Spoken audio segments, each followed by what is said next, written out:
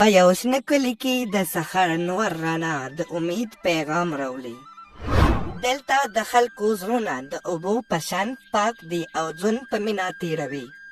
نن هوا څومره پاکه ده، نن به پټي کې ډېر کار کوم او خپل اخیسته رزق به ګټم.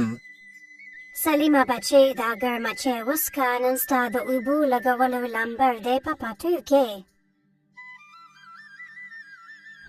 او مورې زه لاړم، بس تاسو دعا کوئ، نن به ټول پټي اوبه کوم زه.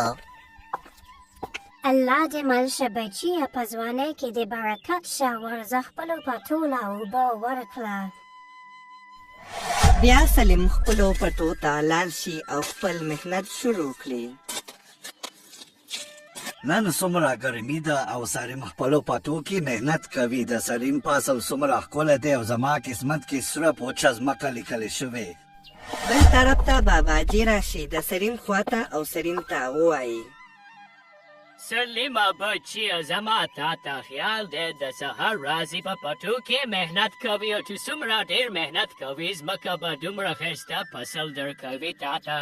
مننه باباجي، دا ستاسو د دعاګانو برکت دی، زه به ستاسو نصیحت همیشه یاد ساتم.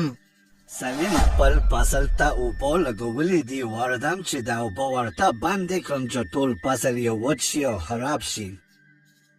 بیا تورخان د سلیم د پټو اوبه بندې کړې. دا خو تورخان کاکا دی او د سلیم د پټو اوبه بندوي. سلیم خو ډېر محنت کړی دی، د هغه فصل به خراب شو. دا اوبه ولې ناڅاپه وچې شوې؟ سیند کې خو اوبه ډېرې وې، زه ورځم چې اوبه وګورم، زما فصل به ټول خراب شي اوس. بیا سلیم هغه ځای ته ورشي کوم ځای کې چې تورخان اوبه بندې کړې وي او واپس یې کولو کړي. دا سلیم هو ډېر کلک دی، زه سوچ کوم چې په بله طریقه ورته فصل خراب کړم او تاوان ورکړم. همداسې تورخان د سلیم په پټي کې د وښو تخم واچوي او ډېر خوشحاله شي. اوس په د سلیم په پټي کې د غنمو په ځای واښه کېږي، داسې تخم یې ورته په پټي کې واچو. وخت تېرېدو سره همدغسې د سلیم په پټي کې ډېر شي واښه وشي او ټول فصل یې خراب شي. ای خدایه، ما خو غنم کرلی و، دا واښه د کوم نه رالو؟ خدایه زه ستا نه امید ساتم، ما له همت راکړې. ای زما بچیه مه خفه کېږه، د صبر میوه خوږوي، همت مه بایله، حق به همیش بریالی وي. سلیمه بچیه، دا واښه په خپله نه دي شنه شوي، چا دلته تخم اچولی چې ستا فصل خراب شي. ماله پکار ده چې سلیم ته ټوله کیسه وکړم، خو زه د تورخان کاکا نه ډېره یریږم. تورخان د سلیم فصل ته نقصان ورکولو دپاره یو بل سوچ وکړي او د اوبو لوی بند ماتوي چې د سلیم ټول فصل په اوبو کې غرق شي. بیا په اسمان کې خطرناکې وریځې او طوفان راشي، باران شروع شي او ډېرې اوبه راشي او د یو سیلاب شکل اختیار کړي.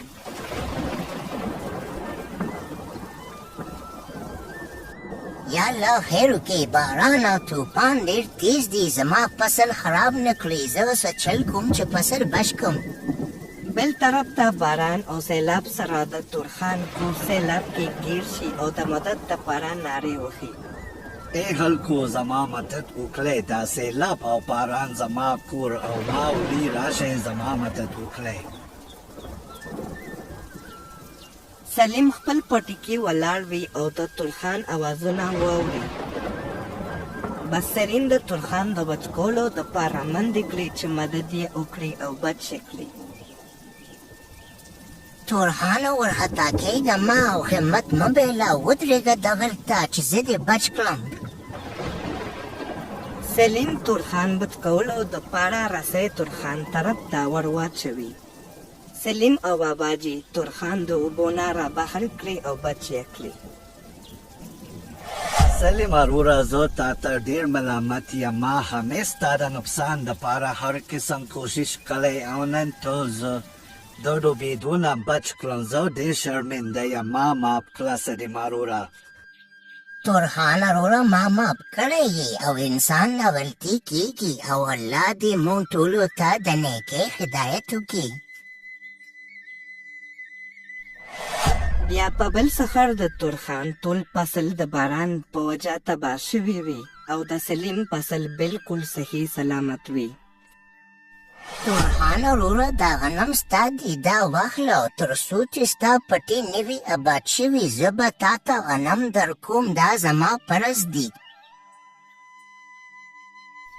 باباجي ماته معلومه وه چې د سلیم فصل ته همیش تورخان کاکا نقصان ورکړی خو نن ډېره خوشحاله یم چې د سلیم او تورخان کاکا صلحه وشوه.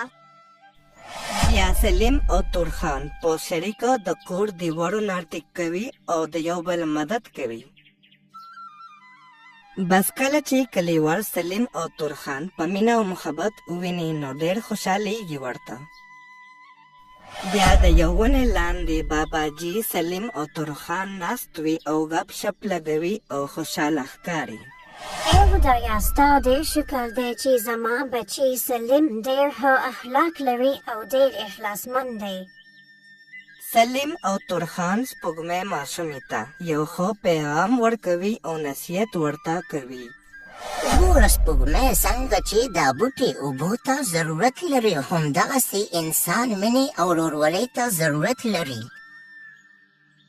بیا څه وخت بعد د کلي ټول خلک د غنمو لو کوي او ټول په یو اتفاق سره د یو بل مدد کوي او خوشحاله ښکاري.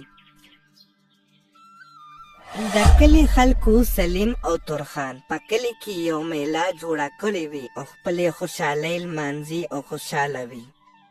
سلیم او تورخان ډېر خوشحاله ژوند کوي او یو بل سره ورورولي قایمه ساتي.